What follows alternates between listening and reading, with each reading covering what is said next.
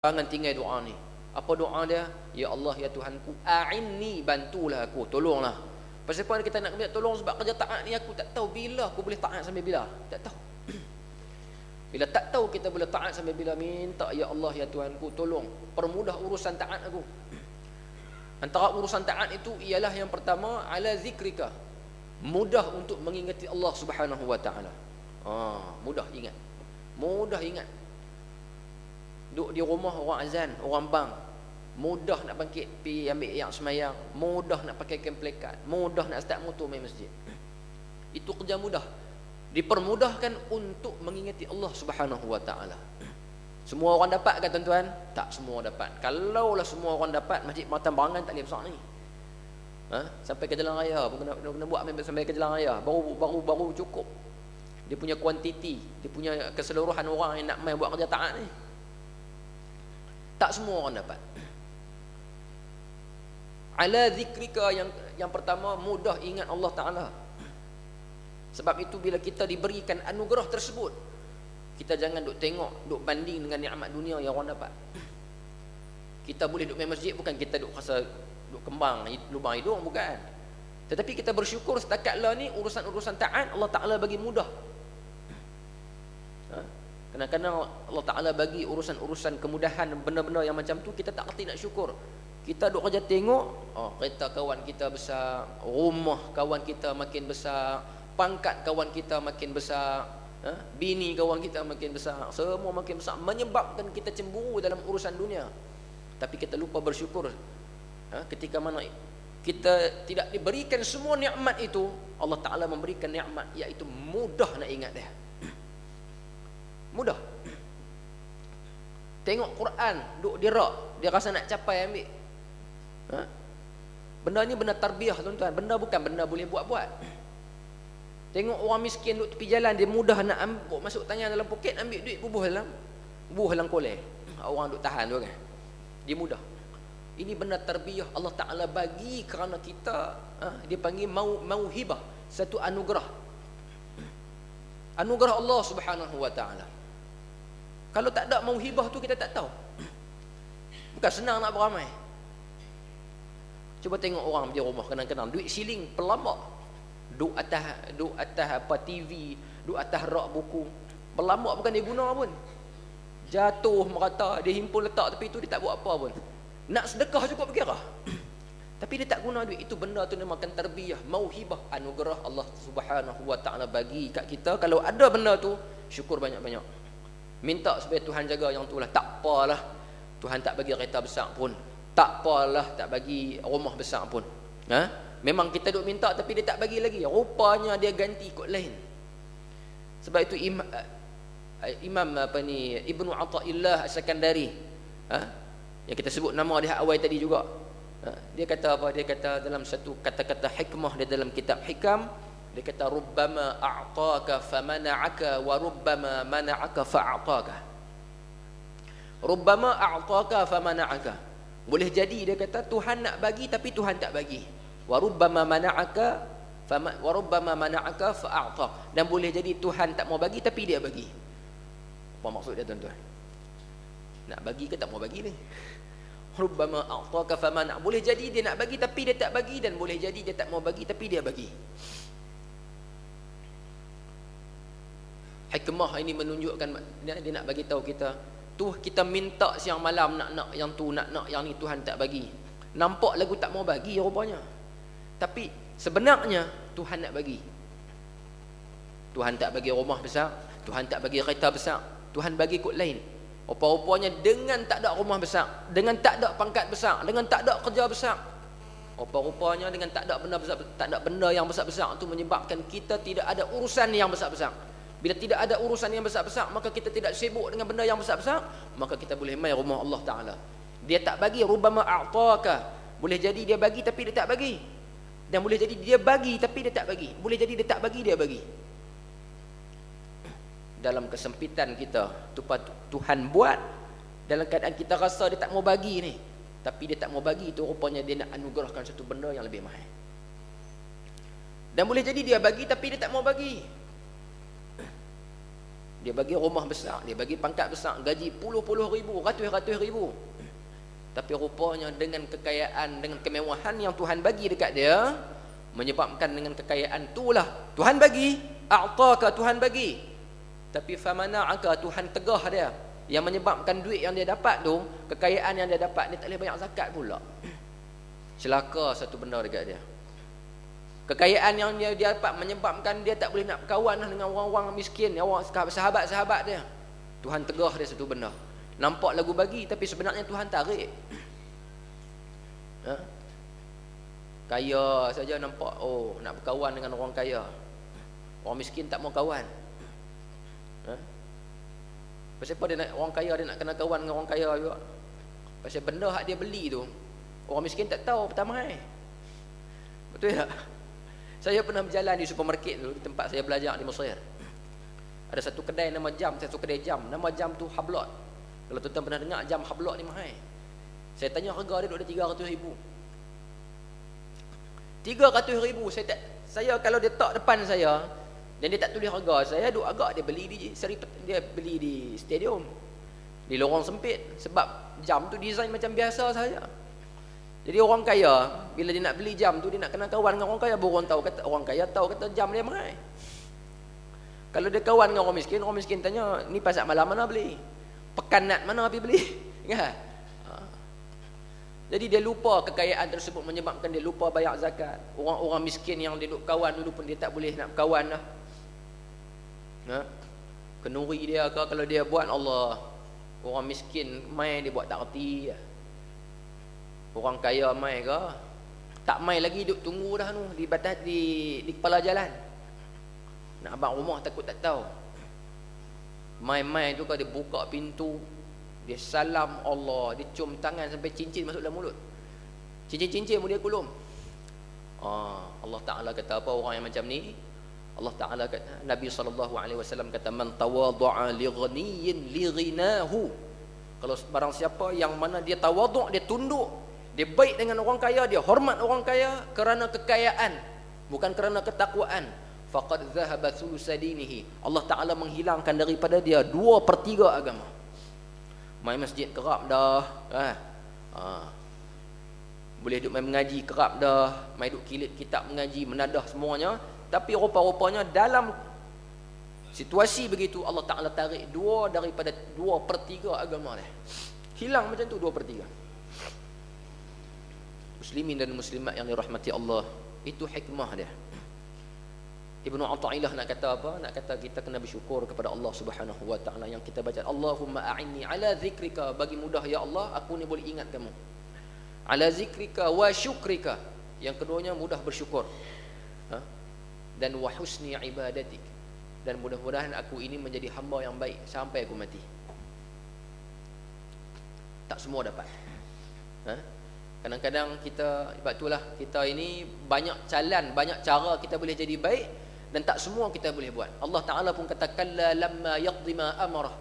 Kita tak boleh buat semua ketaatan. Berapa banyak kewajipan, berapa ribu benda sunat, benda yang dipuji, yang Rasulullah SAW buat, boleh tak kita buat semua? Semua kita nak buat, boleh tak? Nabi SAW tinggal kat kita berapa ribu sunat. Boleh tak kita nak buat semua? Allah Subhanahu wa taala kata, kalla lamma yaqdi ma amarah, kamu takkan boleh buat semua. Allah Ta'ala kata kalla, takkan. Maka dengan sebab itu ada orang yang Allah Ta'ala buat dia rajin mengaji, tapi bab lain dia kurang sikit. Kan? Ada yang bab lainnya, bab mengaji rajin, sembahyang jemaah kurang sikit.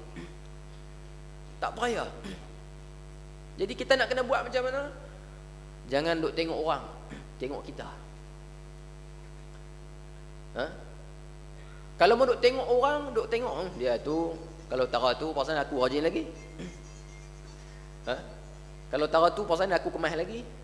Kalau tara tu pasal aku ni kira, duk kira aku, tengok orang duk banding dengan kita. Tak boleh. Apa yang kita nak kena tengok orang, agenda taat, kalau dia lebih dari kita, maka yang tu boleh kita tengok dia. Sebab tu Nabi kata, la hasada illa fisnataini. Jangan kamu cemburu, jangan kamu kedengki, jangan kamu jealous, jangan kamu sakit hati, melainkan kepada dua golongan ni. Dua golongan ni boleh cemburu. Bukan Islam tak bagi cemburu, boleh. Tapi dua benda ni je boleh cemburu.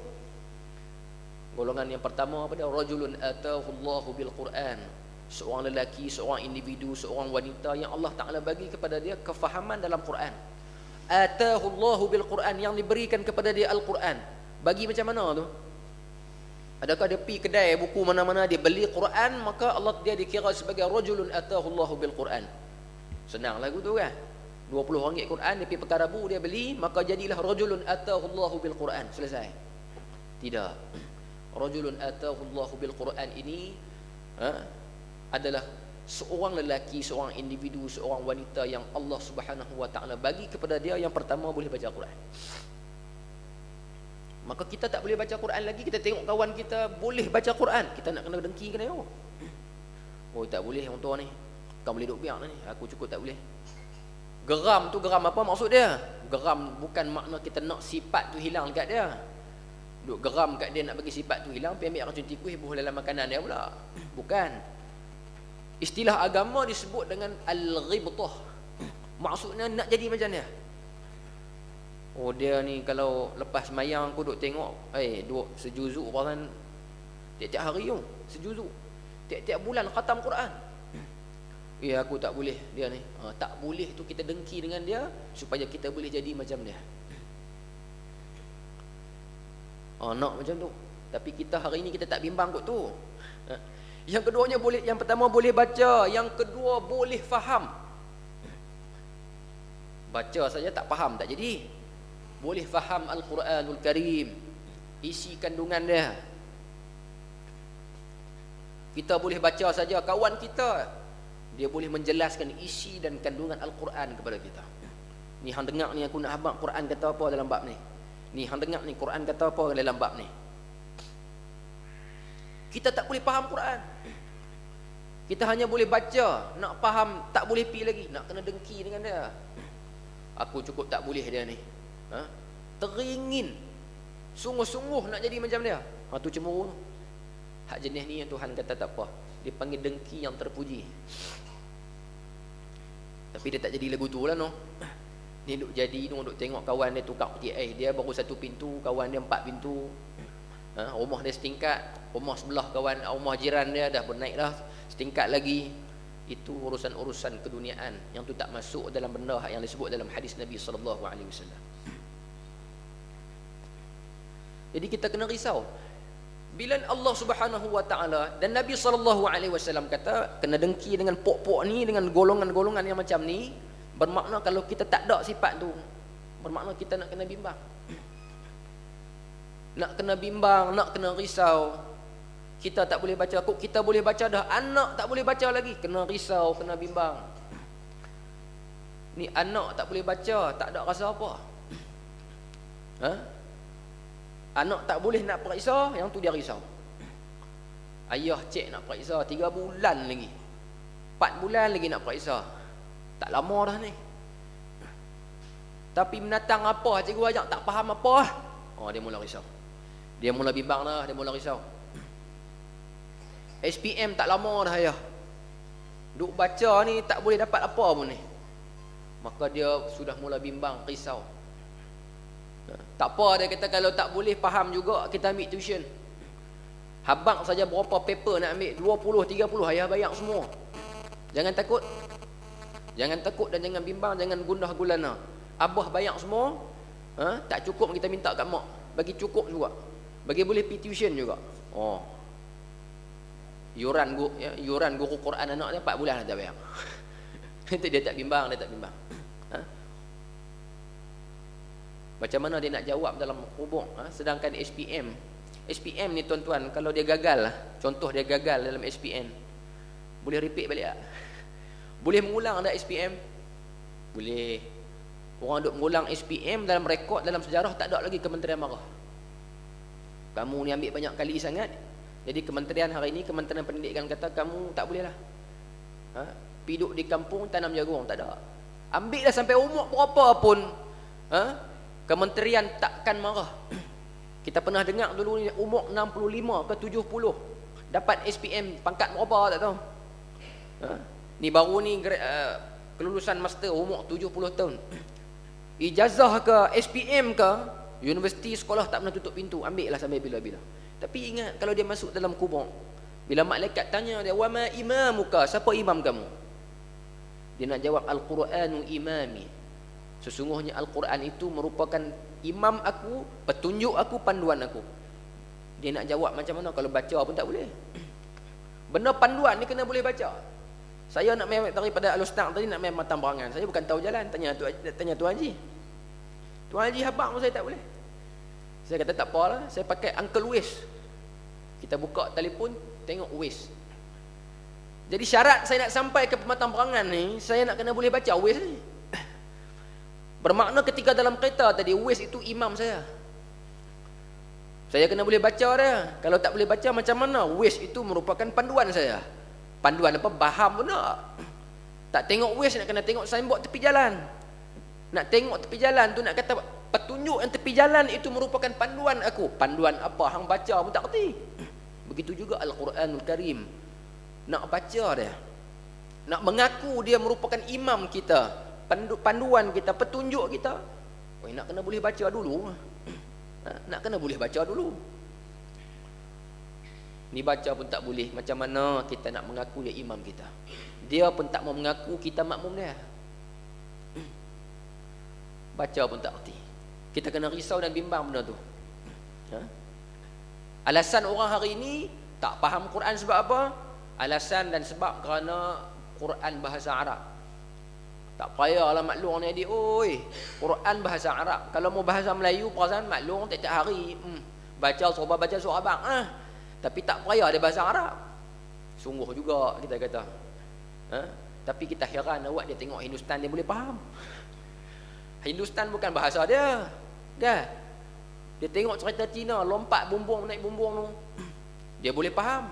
Cina pun bukan bahasa dia. Ada subtitle tak? Ada sari kata, ada terjemahan dekat TV tu. Kita kata Quran pun ada terjemahan. Duduk sebelah tu takkan tak nampak. Tapi awak tak boleh faham. Kenapa kita tak boleh faham Quran? Maka Allah Subhanahu wa taala kata dalam Quran, afala yatadabbaruna al-Qur'ana am 'ala qulubihim aqfaluha.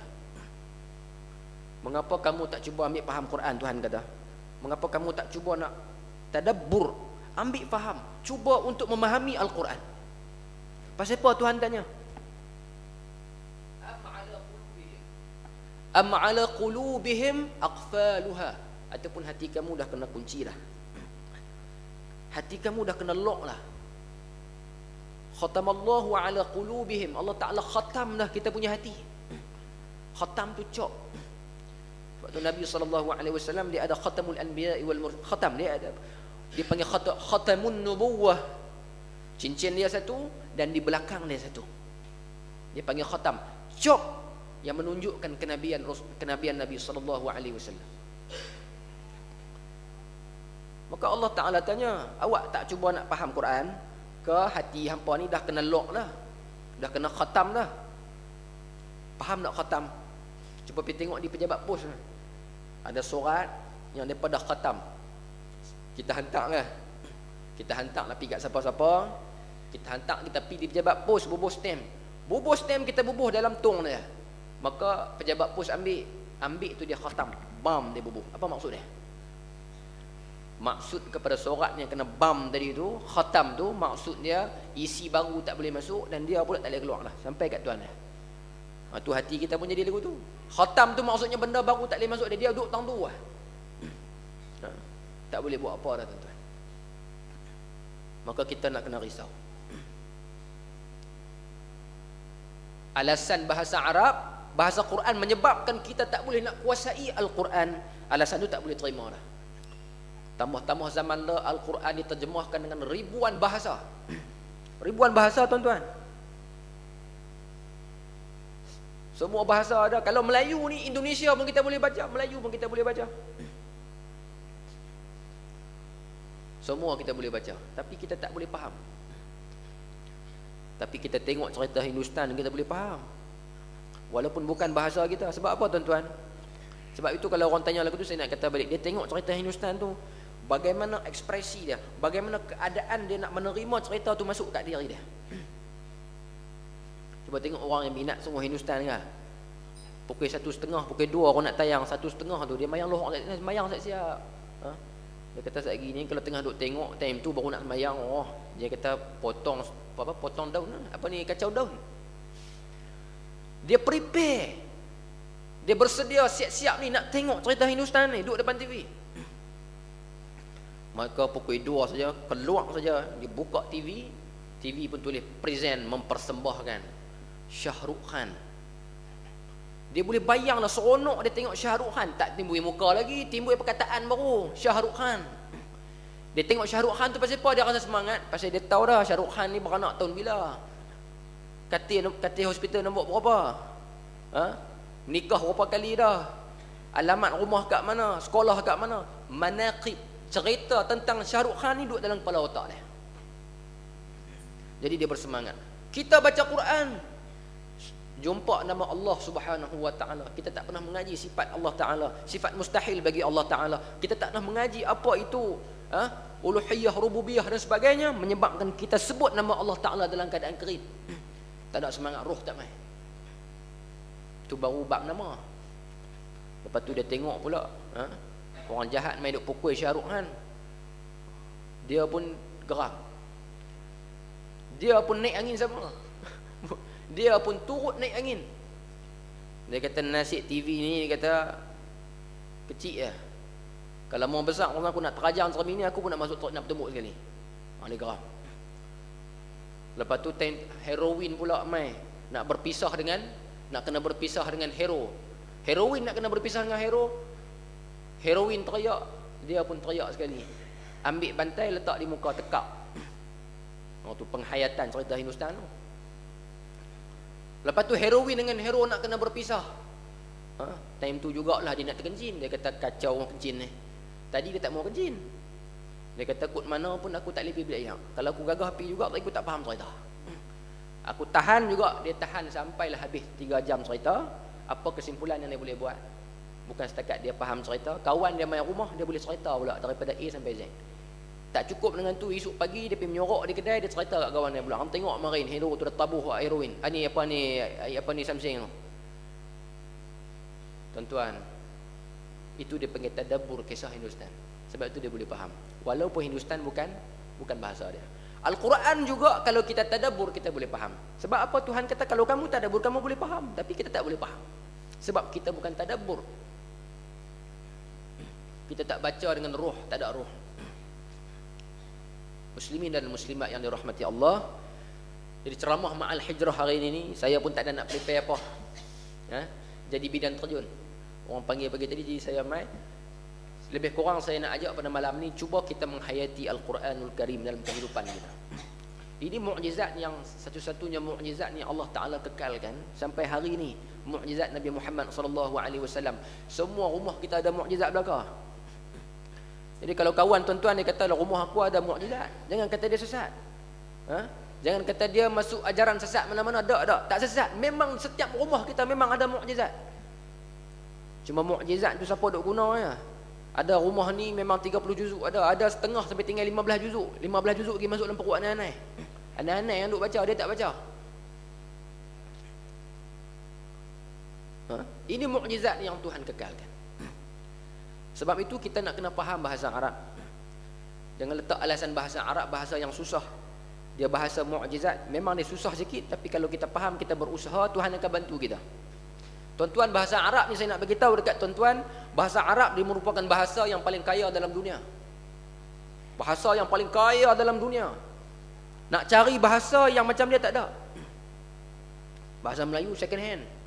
Kita cedok habis. Bahasa Arab sikit, kita ambil bahasa Siam sikit, kita ambil Hindustan sikit, cembok-cembok jadi bahasa Melayu. Tetapi kalimah bahasa Arab kita panggil kalimah asliyah. Kalimah asliyah ni kalimah asal bahasa Arab. Dia ada lebih kurang 6.600.000 kalimah asal. Bahasa Perancis ada lebih kurang 200.000 lah. Bahasa orang putih lebih sikit, 3 hingga 400.000. Tak banyak. Tetapi bahasa Arab tu ada 6.600.000. Al-Quran tu baru ambil lebih kurang 600.000, 10% baru. Dalam 6.600.000 tu, tak ada sepuluh boleh kuasai semua, tak ada.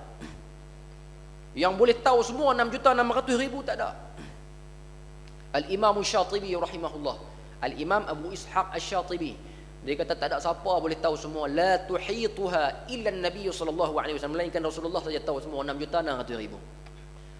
Yang lebih-lebih tu Imam Syafi'i ambil sikit, Imam Nawawi ambil sikit, Abu Hanifah ambil sikit, pakat-pakat lawan beda, maka sempurnalah 6.600.000.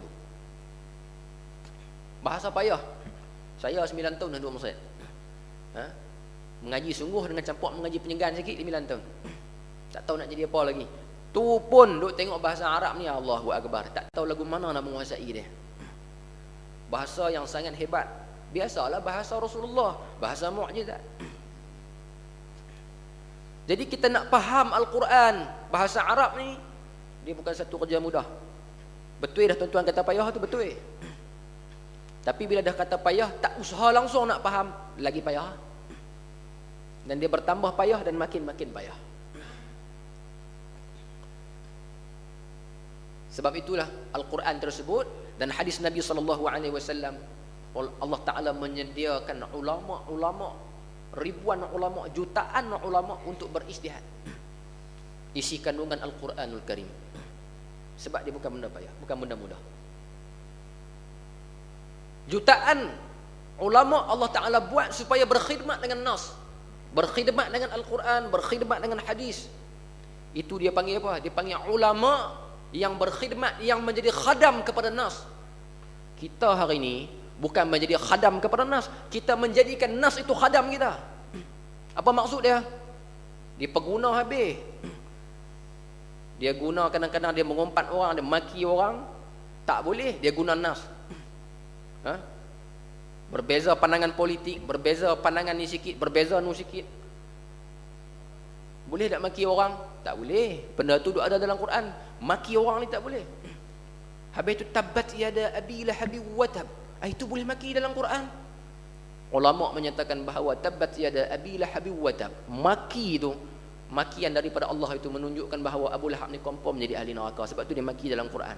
Sebab kerana maki tersebut dawam lal istimrar, maksudnya berterusan, maka kita boleh maki. Ataupun Bala'am bin Ba'ura, famathaluhu kamathalil kalb, mathaluhu kamathalil kalb. Allah Ta'ala kata Bala'am bin Ba'ura ni macam anjing. Fir'aun pun macam tu. Habis kawan kita maki buat apa? Kawan kita main masjid sekali, agama sama, mazhab sama, bangsa sama, boleh duk pergi maki dia.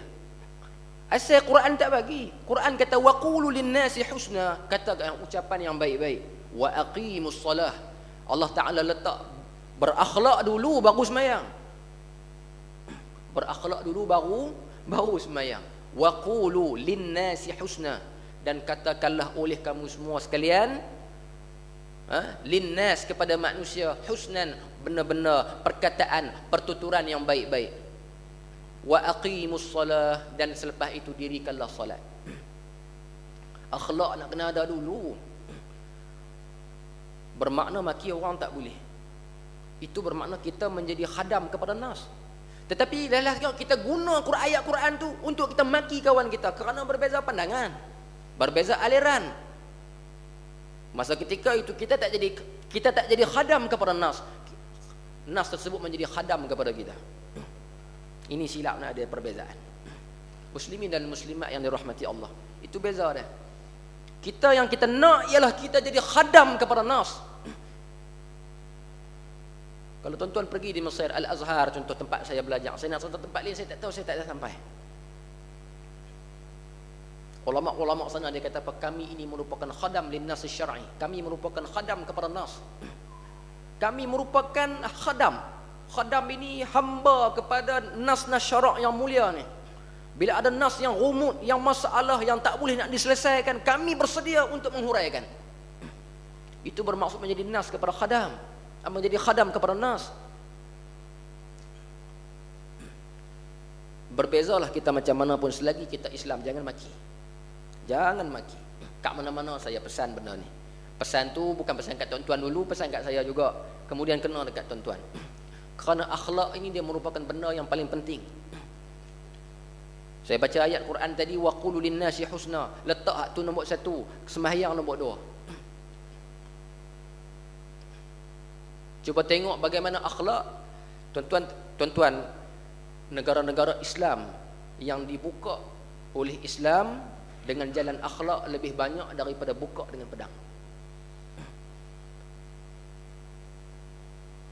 Islam buka negara-negara dulu, negara-negara ketika mana pembukaan kota-kota besar dulu ni yang melibatkan peperangan, Islam masuk dengan akhlak, dengan Islam masuk dengan pedang, lebih banyak masuk dengan akhlak. Yang masuk dengan akhlak lebih kurang 70%. Bermakna yang pakai pedang ni 30% saja. Kita duk nak kira hak 30 tu. Silap sikit kawan kita nak kira maki. Lagu mana perbezaan pun rawat dengan cantik dan elok. Insya-Allah Tuhan akan buka futuhat untuk kita ini berinteraksi.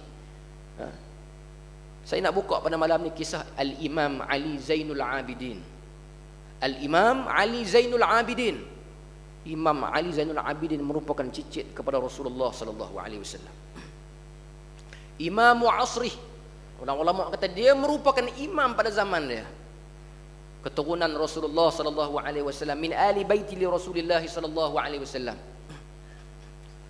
Memang orang tahu kata dia ni perangai macam mana, akhlak dia macam mana, lembut dia macam mana, pertuturan dia macam mana, muamalah dia macam mana, menyebabkan seorang ni dia pergi kepada Imam Zainul Abidin.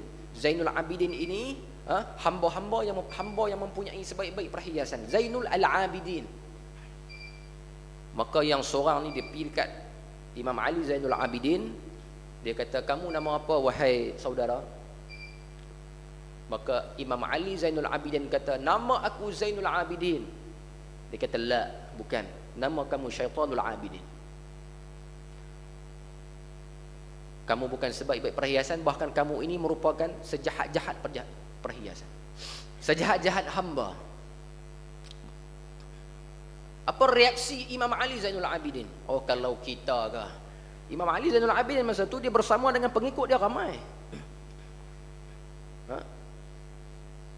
Kalau kita tak ada sifat Imam Ali Zainul Abidin ketika itu, ni buat mulut lagu ni, dia bubuh tangan, kerik gitu, buat macam tiup wisil, sabu habis. Jadi bengkang ubi kawan tu, hak maki tadi. Tapi Imam Ali Zainul Abidin, dia kata, maka ketika itu, orang yang nak kata kat dia Syaitanul Abidin ni, maki dia. Dia kata, anta fajir, anta fasiq, bla bla bla. Dia kata habis. Dia maki habis. Macam Syiah. Maki sungguh. Maka menyebabkan pengikut-pengikut orang yang mengiringi Imam Ali Zainul Abidin duk terpa nak buat dia. Dia kata tak. Biar dia habis buang ucapan dia. Habiskan ucapan kamu. Anta fajir, kamu fasik, kamu jahat, kamu sekian-sekian. Maka dia kata, apa sebenarnya apa yang kamu katakan itu benar. Bahkan aku lebih daripada itu. Atas nasihat kamu tadi, kamu nak apa sebagai galang ganti supaya aku boleh bagi hadiah kepada kamu, kerana kamu menasihatkan aku. Kamu menjedarkan aku ni fasik. Bahkan aku lebih daripada tu. Kawan tadi tergamam, menyebabkan dia menangis dan dia kata, memang kamu ni keturunan Nabi SAW. Memang kamu ini benar-benar mewarisi akhlak nubuwah, akhlak Nabi SAW, akhlak datuk kamu. Maka dia pun cerita, kata, aku sebenarnya diupah oleh seseorang untuk buat kamu marah. Bila aku maki kamu, maka kamu akan jadi hilang kawalan. Maka ketika itu orang akan menyaksikan kamu ini hilang kawalan. Orang nak tengok yang tu je. Maka upah daripada aku kalau berjaya membuatkan kamu marah, membuatkan kamu jadi hilang kontrol diri, maka aku akan dianugerahkan, akan diberi hadiah 1000 dinar. Maka Imam Ali Zainul Abidin kata, kalau macam tu tak apa, siapa yang ada 1000 dinar bagi kat dia. Maka ramailah yang bagi dia, cukup 1000 dinar. Muslimin dan muslimat yang dirahmati Allah, akhlak. Kita nak buka kedai pun, lauk kita sedap, nombor 2. Kita bancuh ayak manis cukup sedap, nombor 2. Nombor 1, cara kita nak panggil orang. Kalau dia orang dia main duduk di kedai kita, dia tanya apa dah? Datang apa dah? Ikut hang, nak apa abang? Tak ada, kata tak ada. Kalau dia masak sedap sungguh macam hotel 5 bintang pun, kawan tu bangkit, tak mau beli dah. Akhlak itu benda yang pertama.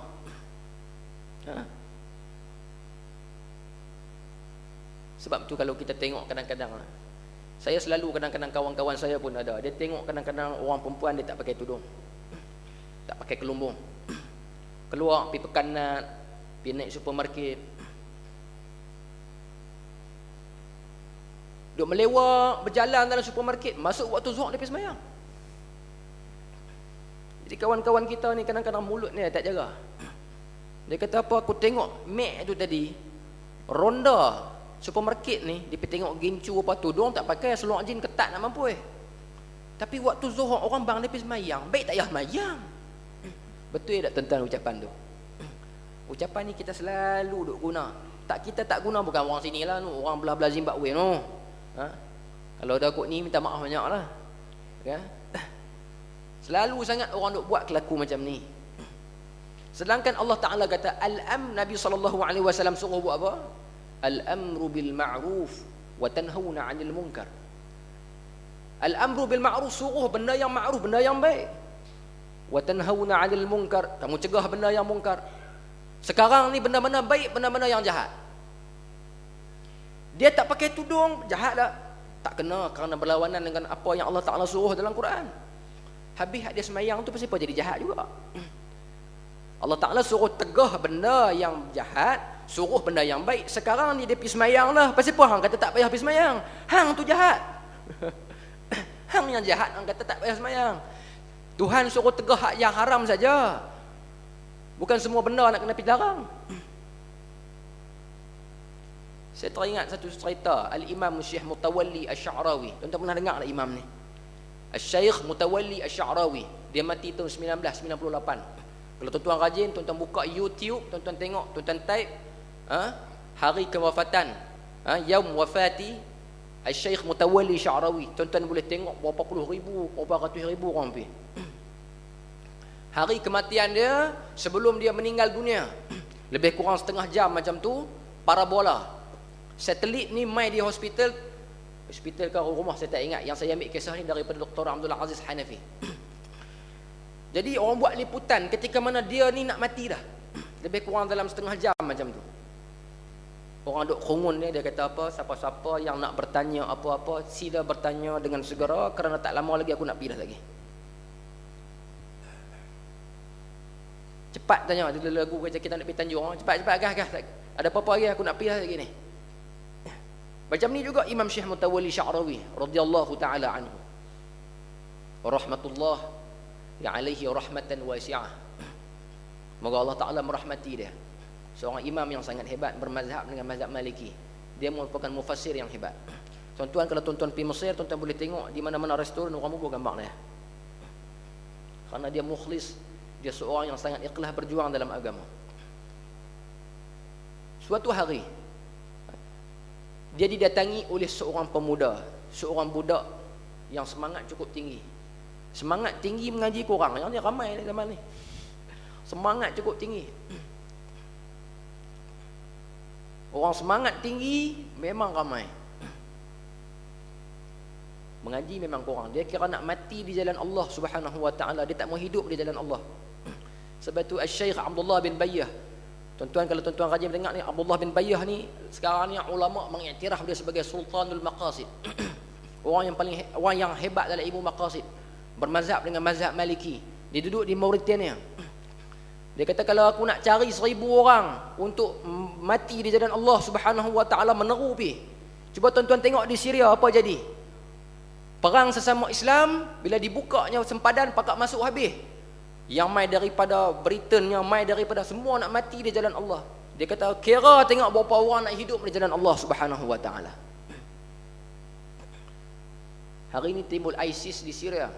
Itu semangat tu, semangat mengaji tak mau. Akhir sekali baru ni Syekh Qurai merajih, betul tak? Mai di Kedah kan. Dia kata apa? Mereka tidak perlukan tenaga-tenaga kita untuk pergi perang sampai sana.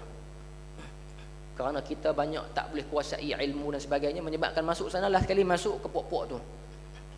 Puak-puak tu silap sikit sembelih orang. Islam tak pernah ajak macam tu.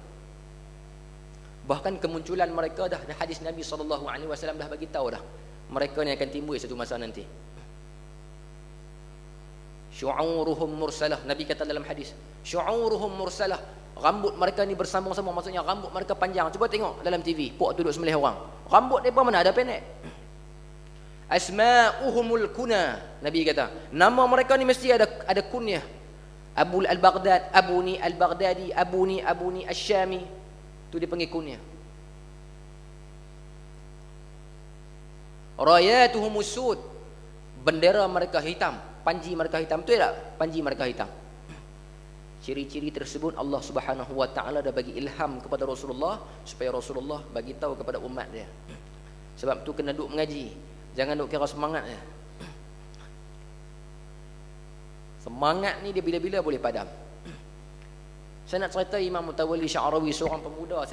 Dia mai kepada Imam Syekh Mutawalli Sya'rawi ni. Dia kata, wahai Imam, wahai Syekh, di tempat aku, di kampung aku ni ada satu tempat, satu pot. Budak-budak muda dia sebut pot. Mereka ini bila berhimpun ni mereka akan buat maksiat. Minum arak, main judi, kaki tunggang, semua duduk situ. Aku ni mati akal dah. Nak buat macam mana? Sekarang ni aku duduk cadang. Aku ingat aku nak beli bom satu. Aku nak buat bom satu. Aku nak letak bawah pelantak tu.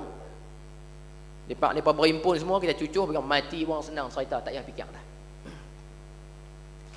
Maka Syekh Mutawalli Sya'rawi kata, baik. Kalau macam tu kamu nak buat, sebelum kamu buat, aku nak tanya beberapa soalan kat kamu. Dan harap-harap kamu boleh jawab lah. Baik, dia kata. Pemuda tu kata, tak apa. Baik, dia kata, selepas mana kamu bom mereka, kamu bunuh mereka, apa yang jadi kepada mereka selepas itu? Lepas mereka mati, mereka tu nak pergi mana? Mati duk main judi, mati duk tunggang arak. Hang bunuh mereka, hang bom mereka, apa jadi kat mereka? Lepas tu, mereka nak pergi mana? Pemuda ni kata, tunggu duk lagi. Mati tengah duk buat benda haram, benda maksiat. Sudah tentulah mereka ini Allah Ta'ala hantar mereka masuk neraka buang. Syekh Mutawalli Sya'rawi kata, kalau macam tu mereka nak masuk neraka, hang bom mereka masuk neraka, apa beza hang dengan setan?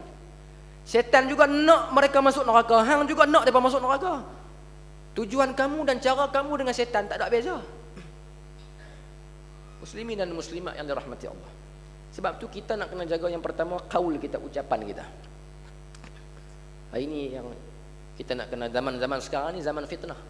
Ulama sepakat bahawa zaman yang kita hidup sekarang ni zaman penuh dengan fitan, banyak dengan fitnah. Maka kita nak kena betul-betul pegang dengan ahlu sunnah wal jamaah. Ahlu sunnah wal jamaah. Dengan mengaku saja ahlu sunnah wal jamaah, sembahyang sunat pun tak benar, sembahyang jamaah pun tak benar, tak jadi. Apa ciri-ciri ahlu sunnah wal jamaah yang sejati? Yang tulen, yang sejati. Saya suka ambil definisi pandangan yang diberikan oleh guru saya, Syekh Nuruddin Ali. Syekh Nuruddin Ali kata, zaman sekarang ni kita kena ada 3 benda yang kita nak kena pegang betul-betul. Ahli sunnah wal jamaah yang sejati ialah yang pertamanya, Asy'ariyul aqidah, Mazhabiyul fiqh, Sufiyut tawajjuh. 3 benda ni ada insya-Allah. Yang pertamanya ibadah, yang keduanya imarah, yang ketiganya tazkiyah. Sebab tu kalau kita tanya apa kita diciptakan, apa tujuan kita diciptakan oleh Allah Subhanahu wa taala, orang kata wa ma khalaqtul jinna wal ins illa liya'budun. Tidak diciptakan manusia dengan jin melainkan illa liya'budun, sembah Allah Subhanahu wa taala untuk beribadah. Kalau kita jawab tujuan kita diciptakan hanya untuk beribadah, jawapan tersebut betul tapi kurang tepat. Karena kita juga dituntut untuk imarah bumi ini. Kita juga dituntut untuk tazkiyah, menyucikan hati kita. Asy'ariyul aqidah, yang pertama kita kena berakidah dengan aqidah Asy'ariyah. Mengajilah sifat 20 ke 13 tak kisah. Kalau tak mengaji lagi, nak kena usaha untuk mengaji dan faham sifat mustahil, sifat harus, sifat wajib, supaya kita mengenal Allah Subhanahu wa taala dengan sebaik-baiknya. Yang keduanya mazhabiyul fiqhi. Kita semua kena ada mazhab dalam fiqh. Ni tuan-tuan kena jaga tak masuk lagi dalam kampung tuan-tuan. Di Perlis tak boleh buat apa dah. Nak kepung pun tak boleh dah. Saya nak kata benda ni bahaya. Benda ni bersangkut dengan akhlak, bersangkut dengan metodologi pemikiran kita. Hari ni kalau tuan-tuan tengok budak-budak kita yang mengaji, ada dah berani jawab macam ni. Dia berani jawab macam mana? Orang tanya, adik mazhab apa? Kamu mazhab apa? Dia kata, mazhab apa? Dia kata, tak kira lah mazhab apa pun, saya kira Quran sunnah. Pernah dengar tak ucapan macam tu? Kalau tak pernah dengar lagi, alhamdulillah lah, kampung ni selamat. Tapi nak jamin selamat 20 tahun, 30 tahun lagi tak tahu. Kalau duk selamat dah, kena jaga. Jangan bagi pok-pok ni masuk. Pasal apa saya kata pok-pok ni jangan masuk?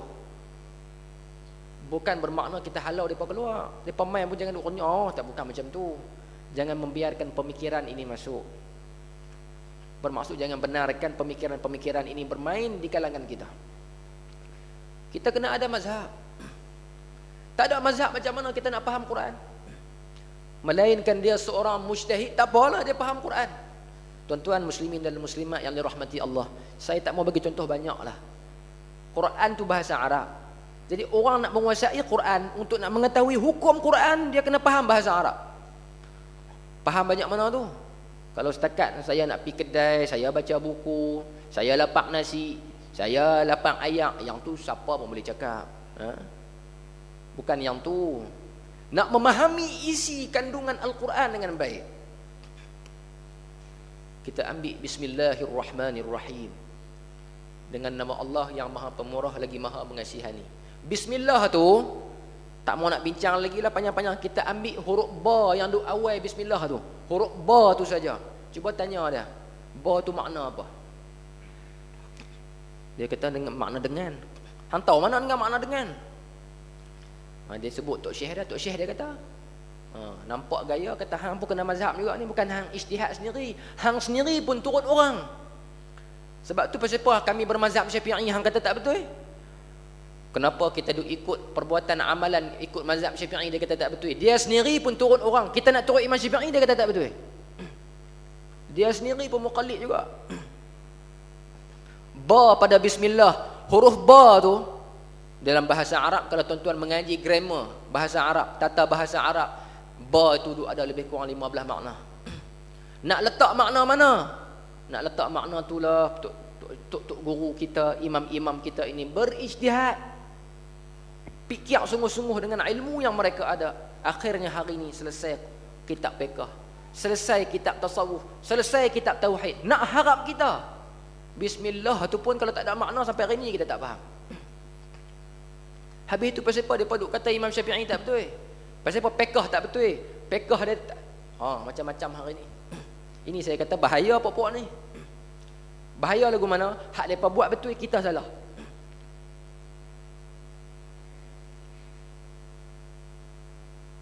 Benda-benda tersebut khilafiyah.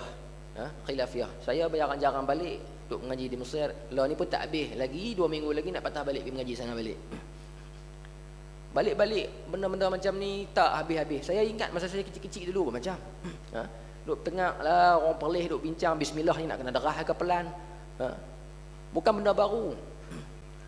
Zaman berzaman dan benda tersebut buang usia kita, buang umur kita dengan perkara lara dan sia-sia. Perkara tersebut perkara dinamakan perkara ijtihadiyah.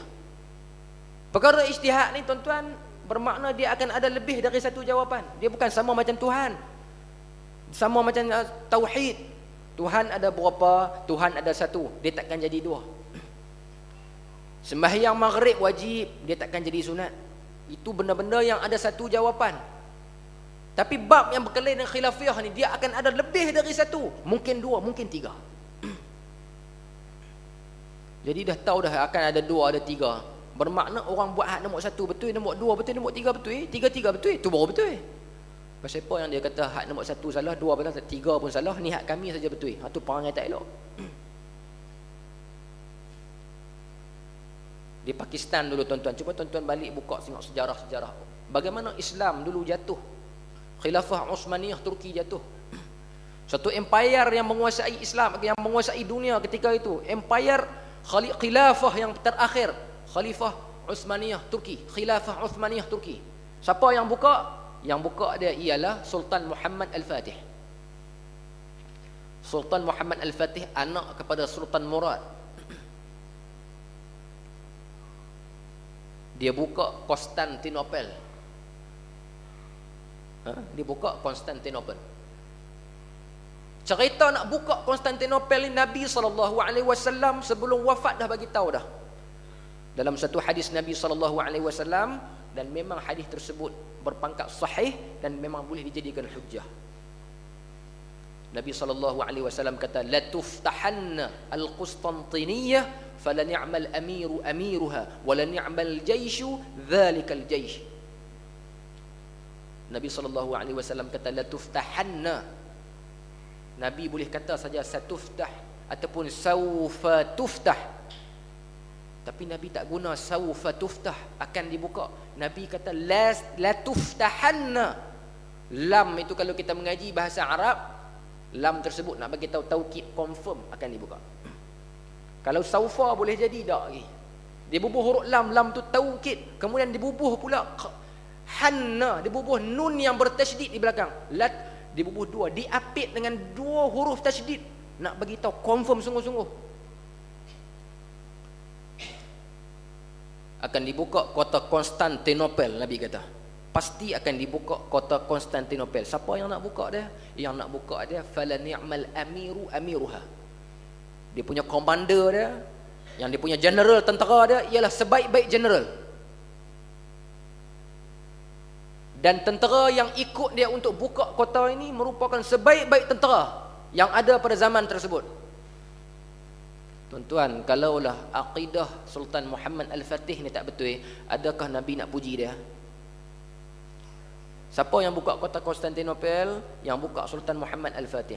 Bermakna dialah rijal, lelaki yang disebut oleh Nabi dalam hadis. Kalaulah dia ni akidah dia tak betul, Nabi nak puji buat apa? Sebaik-baik komander. Kalau fiqh dia, amalan dia tak betul, macam mana Nabi nak puji dia? Puji buat apa? Akidah tak betul. Sekarang ni tuan-tuan tahu tak akidah dia akidah apa? Akidah dia Al-Maturidiyah. Maturidiyah dengan Asy'ariyah adik-beradik lah tuan-tuan. Beza khilaf dia lafaz sahaja, makna dia punya kandungan sama. Sifat 13, sifat 20. Kita mengaji dah sifat 20. Itu Maturidi lah tu, hak 20 tu. 13 Asy'ariyah. Beza sikit saja. Dan dia sendiri rijal, lelaki yang disebut sebagai sebaik-baik komander zaman tu. Dia juga ada mazhab. Dia berzhab dengan mazhab Imam Abu Hanifah. Tiba-tiba kita hari ni Tuhan tak sebut, Nabi tak sebut pada dalam hadis. Oh ya, Quran sunnah.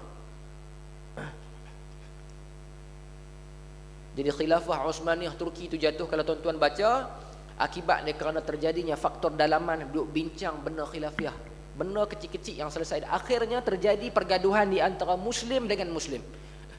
Orang kafir ni dia nak masuk, nak runtuhkan kita orang Islam ni. Dia tak masuk hantar tentera. Yahudi tak perlu main di Malaysia. Dia hantar tentera-tentera dia lah. Tentera-tentera dia apa dia? TV, Facebook. Tu kalau kita tak kerti guna, jadi tentera-tentera. Dia panggil tentera-tentera syaitan.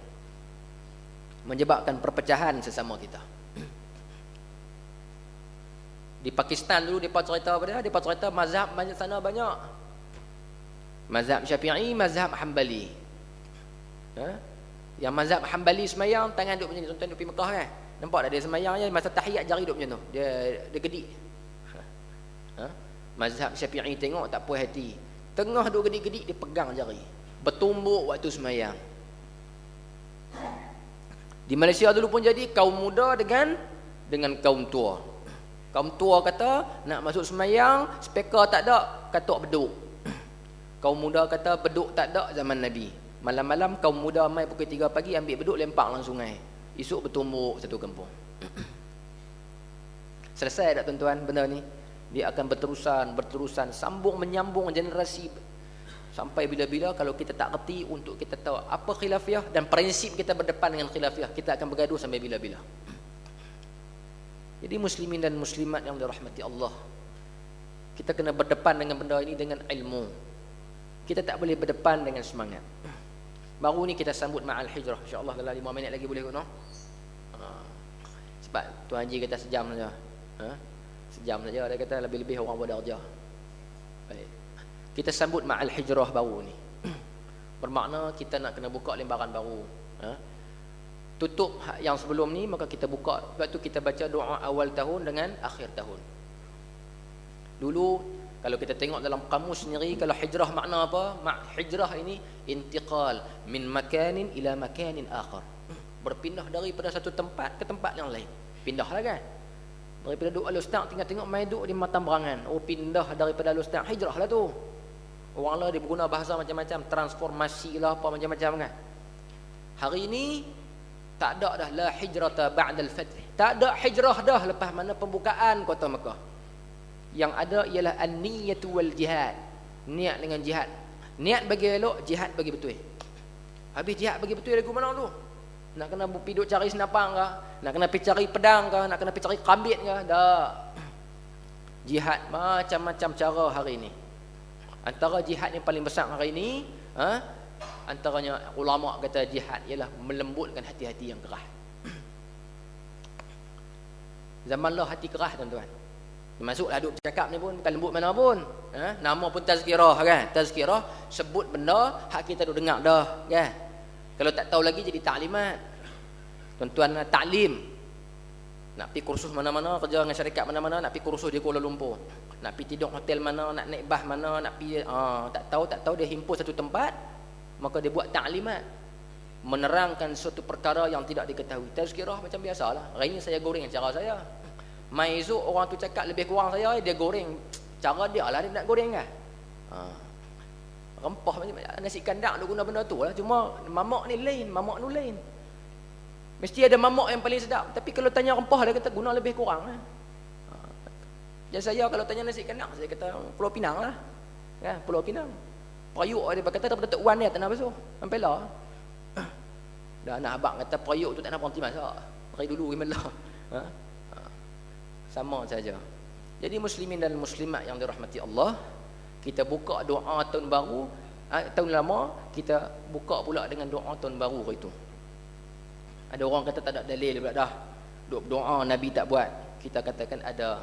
Nabi SAW tiap-tiap kali nak tiap-tiap bulan. Tiap-tiap bulan dia nak tengok hilal. Hilal ni apa dia? Anak bulan. Bapak bulan semua boleh tengok, anak bulan payah tengok. Setahun kita tengok anak bulan berapa kali tuan-tuan? Dua tak kena. Jawab salah pun orang tak marah pasal kita bukan duk naik balai cerap tu kan. Kita tengok 3 kali. Betul tak 3 kali? Pertama nak puasa, yang kedua nak raya, yang ketiga kita tengok 1 Zulhijjah bila. Nak tahu bila wukuf. Untuk nak tahu 10 untuk kita nak raya haji. Betul tak? 3 kali kita tengok hilal. Maka tiap-tiap bulan kita tengok hilal. Nabi SAW tiap-tiap bulan bila mana dia tengok hilal, dia akan baca satu doa. Nabi SAW baca Allahu Akbar. Allahumma ahillahu alaina bil amni wal iman was salamati wal islam. Ya Allah, ya Tuhanku, masukkanlah aku pada bulan ini dengan iman, dengan aman, dengan selamat. Tiap-tiap bulan nak tengok hilal, Nabi baca doa tu. Tu Nabi baca. Habis tu awal Muharram, tiap-tiap bulan tu awal Muharram sekali lah Nabi baca. Hadis ini diriwayatkan oleh Ad-Darimi. Pangkat dia Al-Hasan, diriwayatkan juga oleh Imam Tirmizi. Jadi Nabi SAW masuk saja dia baca. Jadi hari ini kita nak berpindah, bukan pindah tempat dah tuan-tuan. Intiqal min halin ila halin. Itu baru betul. Berpindah daripada suatu hal, dari keadaan. Berpindah dari satu situasi kepada situasi yang lain. Daripada kedekut tak hidung masin, tak telinga pahit, kita pindah kepada seorang yang dermawan. Daripada jarang main masjid, daripada payah nak main mengaji, kita boleh main mengaji. Itu dipanggil min halin ila halin. Itu saja hijrah yang ada. Jihad bagi betul, niat bagi betul. Jihad hari ini jangan duk faham hak tu saja. Jihad banyak benda. Macam saya sebut tadi, jihad melembutkan hati-hati yang keras. Tok Syekh saya kata apa? Melembutkan hati-hati yang keras itu jihad, antara jihad yang besar. Keras hati orang lah ni. Nak lembut macam mana payah. Zaman dulu Imam Abu Hanifah, seorang imam, dia tengok budak tu pakai selipar bilik air. Tu lah tu terompah kayu tu.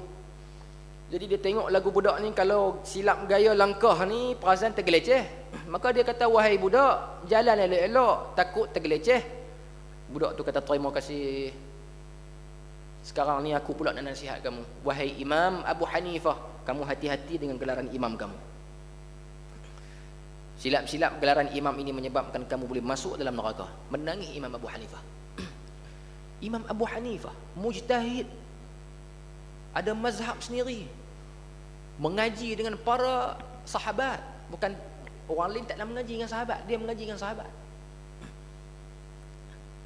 Dia dengar budak tu pesan dekat dia, jangan kerana imam, gelaran imam ni menyebabkan kamu masuk dalam neraka. Dia boleh menangis. Lah, cuba kita kena tegur dengan budak-budak. Kita tak sepak mujung.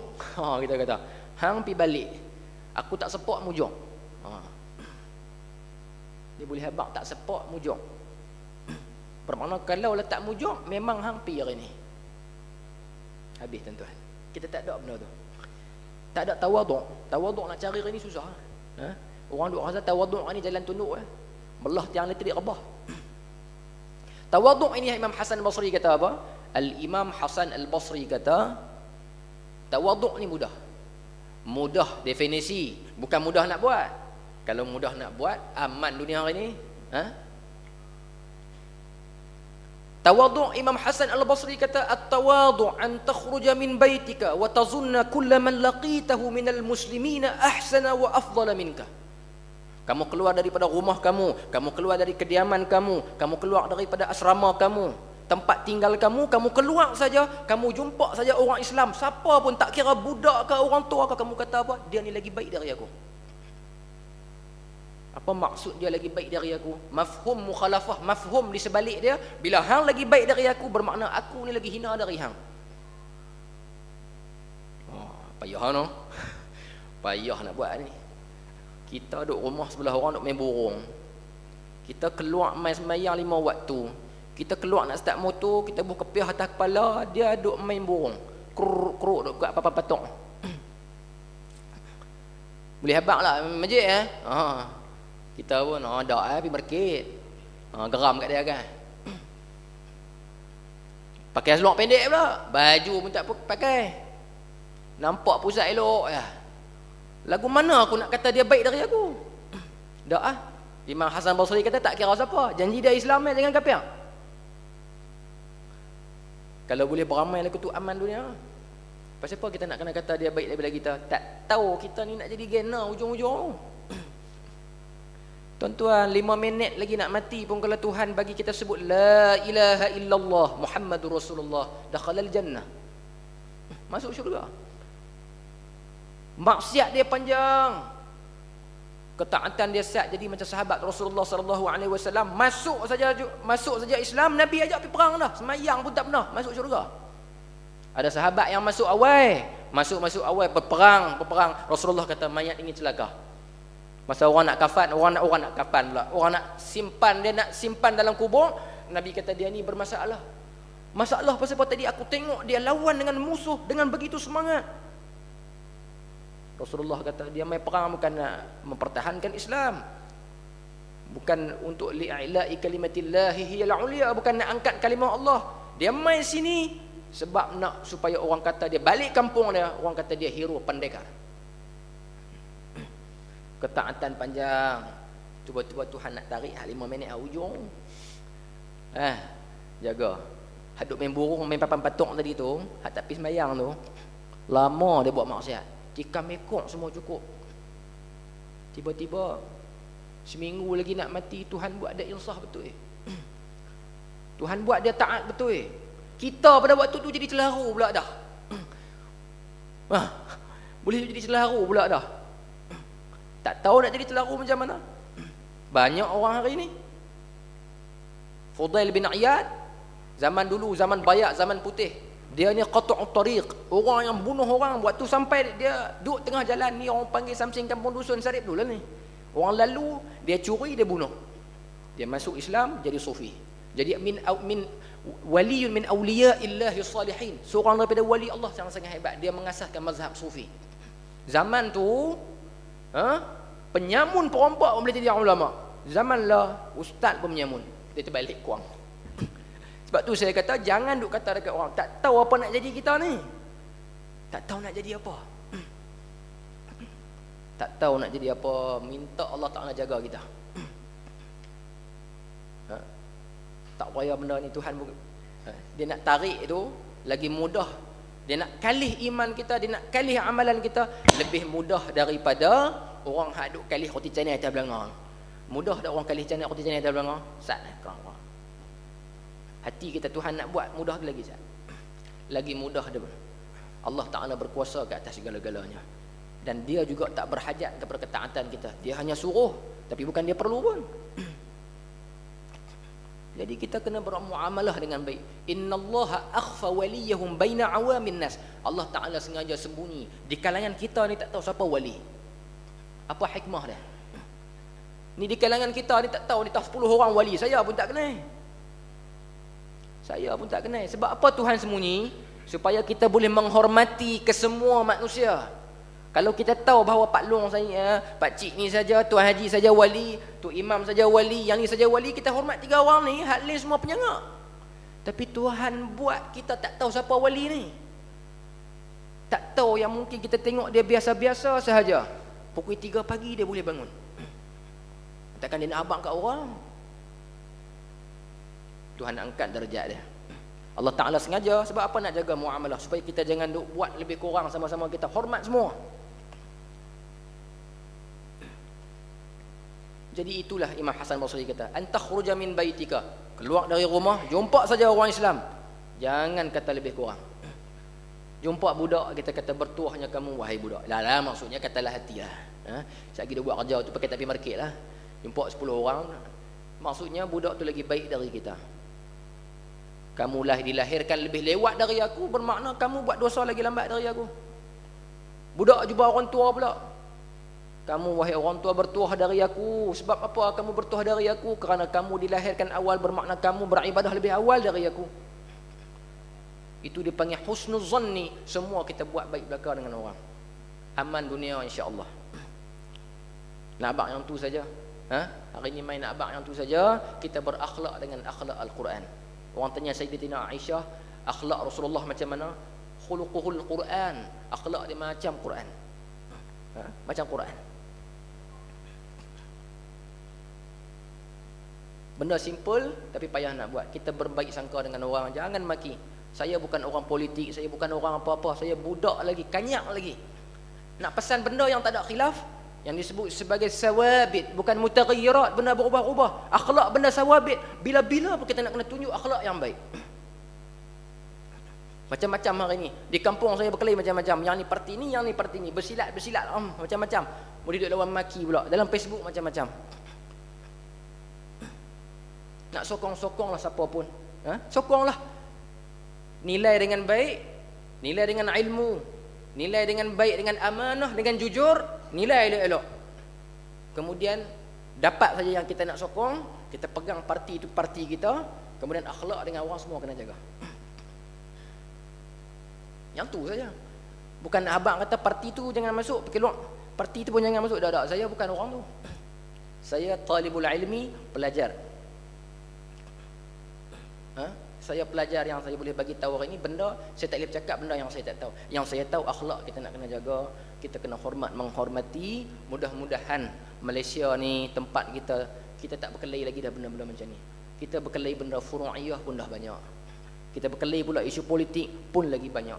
Saya nak tanya, bila kita nak bersatu tuan-tuan? Seronok kita bercerai-berai? Seronok kita bercerai-berai? Ada orang kata seronok Ustaz, saya kalau tak berkelahi dengan orang kan boleh. Orang macam ni tak apa. Tak mau kata apalah. Mudah-mudahan dia diberikan hidayah oleh Allah Subhanahu wa taala. Tapi orang yang memang nak perdamaian, yang dia nak supaya kehidupan Rasulullah, akhlak Rasulullah boleh jalan sampai dia mati, maka bukan itu cara dia. Dia nak kena buka satu benda baru, nak kena mengaji prinsip-prinsip akhlak Islam supaya akhlak tu boleh masuk dalam diri dia dan dia boleh menonjolkan kebaikan kepada orang. Saya tutup cerita pada malam ceramah pada malam ni dengan seorang guru. Cerita pasal seorang budak ni, dia duduk di Amerika. Pasal akhlak lah ni. Dia ni orang Islam, maka ayah dia nak kena pindah pergi Amerika bertukar tempat kerja. Jadi mestilah sekolah pun pindah sekali, takkan dia nak angkut sekolah bolang kapal. Dia pergi mengaji juga di Amerika, sudah tentulah cikgu pun kapiak, kawan dia pun kapiak, tukang kebun pun kapiak, Amerika kan.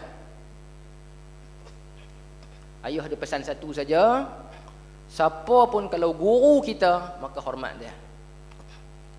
Kawan kita kalau dia kapiak, hormat sebagai tunaikan hak dia. Maka dia ni bila guru dia mengajar apa pun dia ucap terima kasih. Dia semua dia hormat guru dia. Akhirnya guru dia kata, kamu ni Muslim, mengapa kamu menghormati aku lebih daripada orang kapiak hormat aku? Cuba tengok budak-budak orang putih maki cikgu masa duduk mengaji naik atas meja. Masalah akhlak memang masalah yang teruk di negara barat. Tiba-tiba kamu ni Islam, kamu hormat aku. Dia kata, ayah aku pesan, Nabi aku pun pesan. Letak asing-asing jangan tak sekali. Bab kapiak kita kira tempat lain. Bab sekarang ni kamu guru aku nak kena tunjukkan qudwah akhlak yang baik. Apa jadi? Guru tu masuk Islam. Guru tu masuk Islam. Tak payah tuan-tuan, akhlak ni memang benda yang utama sekali kita nak kena beramal. Tak payah macam ayat yang kita baca tadi, wa qulu lin-nasi husna wa aqimus salah. Buat ucap benda yang elok, kemudian kita sembahyang. Insya-Allah masuklah parti apa pun yang kita nak masuk, yang kita nak berjuang, pastikan asas-asas akhlak Islam, asas-asas ilmu, basic ni kita nak kena jaga. Mudah-mudahan Tuhan jaga kita. Jaga semua di satu Malaysia